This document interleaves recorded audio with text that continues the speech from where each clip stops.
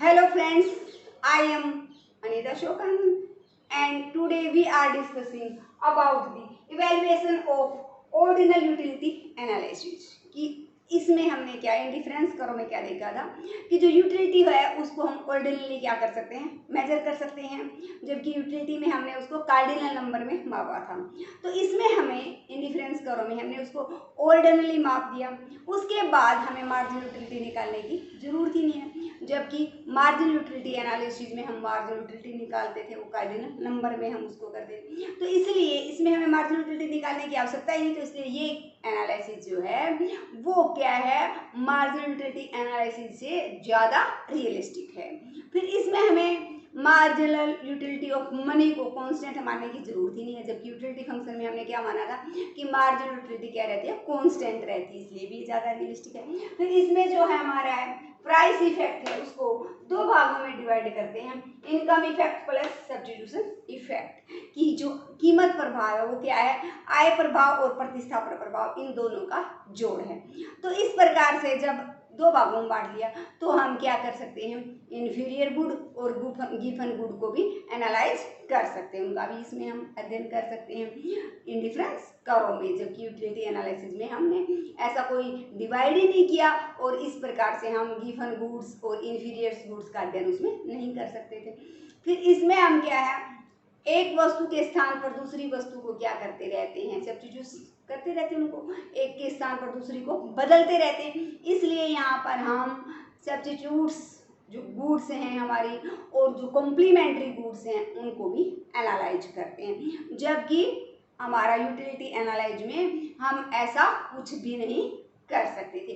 तो इस प्रकार हम कह सकते हैं कि जो इंडिफरेंस कर्व अप्रोच है वो यूटिलिटी अप्रोच जो थी हमारी उपयोगिता अप्रोच थी उससे ज़्यादा रियलिस्टिक है। अब हमारा क्या आता है, अब हमारा आता है क्या, इंडिफरेंस करो जो अप्रोच है उसकी कुछ क्रिटिसिज्म है, उसकी कुछ ड्रॉबैक्स हैं या उसके कुछ नेगेटिव पॉइंट्स हैं। तो हाँ, काफ़ी हैं उसके नेगेटिव पॉइंट्स या ड्रॉबैक। पहला तो ये है कि वो कहता है कि दो वस्तुओं के विभिन्न संयोगों को प्रकट करता है जो उपभोक्ता को समान संतुष्टि देते हैं, तो वो करो या वो बिंदु पर। तो पहली क्रिटिसिज्म तो उसके अर्थ में छुपी हुई है कि हमेशा जरूरी नहीं कि वस्तुओं के संयोग दो ही वस्तुओं के हो, संयोग दो से अधिक वस्तुओं के भी हो सकते हैं, जिसका इंडिफरेंस करो अप्रोच में कोई अध्ययन नहीं किया गया। दूसरा, हमने माना है कि विभिन्न संयोग, तो संयोग बनाना ही बहुत मुश्किल काम है कि किस के साथ क्या रखूं। कई बार संयोग क्या हो जाते हैं, बिल्कुल फनी बन जाते हैं कि हम कह दें 29/2 कारें, या इसको हम पैंट लिख दें, शर्ट लिख दें, तो ऐसे फनी फनी से हमारे क्या आ जाते हैं, संयोग आ जाते हैं। तो हम कह सकते हैं संयोग बनाना ही बहुत मुश्किल कार्य है। फिर सैमुअल्सन नाम का अर्थशास्त्री था, उसने कहा कि ये जो इंडिफरेंस करो अप्रोच है ये हमारी क्या है, वीक ऑर्डरिंग पर डिपेंड है। तो इनकी स्ट्रॉन्ग ऑर्डरिंग है ही नहीं कि वो एक बात पे कहते कि मुझे ये वाली चाहिए, वो तो इंडिफरेंट है सभी में।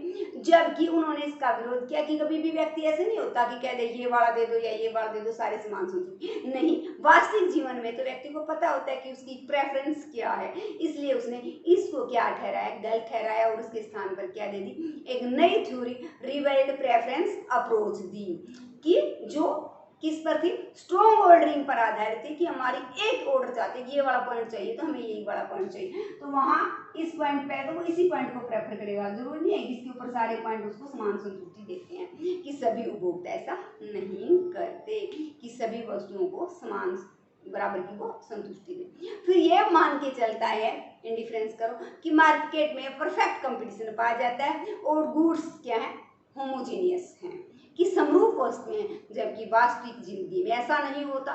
देखो, परफेक्ट कंपटीशन तो वास्तविक जिंदगी में एग्जिस्ट ही नहीं करता, पाया ही नहीं जाता, रेयर केस है, बहुत मुश्किल से मिलता है।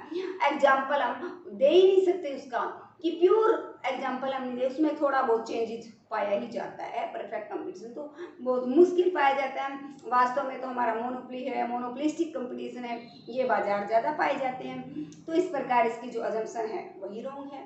फिर वस्तुएं समरूप होती हैं, ये बात भी गलत है। वस्तुएं क्या हो सकती हैं, डिफरेंट टाइप की हो सकती हैं, जरूरी नहीं है वो सब समरूप है, वो सब्स्टिट्यूट भी हो सकती हैं। तो इस प्रकार से ये बात भी गलत है।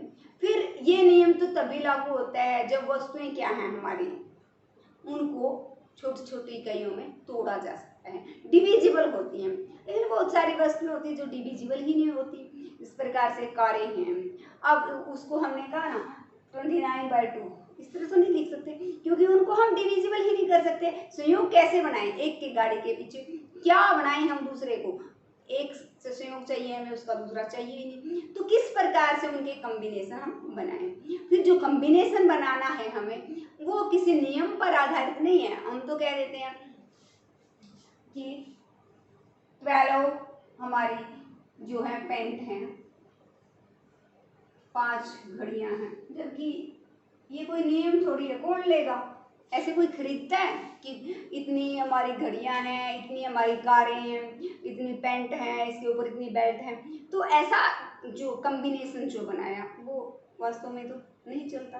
तो इस प्रकार हम कह सकते हैं कि इसके भी बहुत सारे क्या थे, ड्रॉबैक्स थे जो हमने किया है। कि दोनों ही थ्योरी में हमने पहले क्या किया था, मार्जिनल यूटिलिटी अप्रोच, जिसको हमने यूटिलिटी को बांटा था कि टोटल यूटिलिटी है, मार्जिनल यूटिलिटी है, पॉजिटिव यूटिलिटी है, उनको फिर हमने इंडिफरेंस करो कि वहाँ तो हम कार्डिनल नंबर में जज करते थे यूटिलिटी को, लेकिन यहाँ हम ऑर्डिनली यूटिलिटी को क्या कर सकते हैं, माप सकते हैं। तो हमें मार्जिनल यूटिलिटी निकालने की जरूरत ही नहीं पड़ती। तो वस्तुएं, इसमें हमें ये भी करने की जरूरत नहीं पड़ती कि वस्तुएं हमारी क्या हैं, स्वतंत्र हैं, नहीं, जबकि वो तो क्या मान के चलता था कि वस्तुएं स्वतंत्र हैं। हमें इसमें ये भी लेने की जरूरत ही नहीं पड़ी कि वस्तुएं इसमें तो क्या है, एक दूसरे पर डिपेंड भी हो सकती हैं। तो इसलिए कई कारणों से ये क्या है, हमारा यूटिलिटी एनालिसिस से बेटर है। लेकिन फिर भी इसकी कुछ ड्रॉबैक है कि जो हमने क्या बनाए हैं, इसके जो कॉम्बिनेशन बनाए हैं वो रियलिटी में ऐसे बन ही नहीं सकते, इसका कोई नियम ही नहीं है। फिर जो वस्तुएं डिविजिबल नहीं है उनका हम कैसे उपभोग करें, उनके कोई कॉम्बिनेशन नहीं बन सकते। ये हमारा है कि वास्तविक जगत में तो हमारा मोनोपोलिस्टिक कंपटीशन और मोनोपोली पाई जाती है, इसकी अजम्पशन ही हमारी क्या हो जाती हैं, रॉन्ग हो जाती हैं। तो इस प्रकार से हम कह सकते हैं कि ये हमारा इंडिफरेंस कर्व की क्या थी, कुछ कमियां थी या उसकी क्रिटिसिज्म थी। तो इसी के साथ हमारा ये चैप्टर समाप्त होता है। आगे इसमें बहुत कुछ करेंगे, लेकिन +2 लेवल के लिए सिर्फ हम इतना ही इसके अंदर करेंगे। जो MA के स्टूडेंट हैं उनके लिए हम नेक्स्ट वीडियो बना रहे हैं जिसमें रिवर्ड प्रेफरेंस है और इसका रहा हुआ कि इनकम प्राइस इफेक्ट को इनकम इफेक्ट और सब्स्टिट्यूट इफेक्ट में हम कैसे डिवाइड करें, स्लट्स की थ्योरी इसके बारे में क्या है, वो क्या कहती है। तो students, like share and subscribe my channel.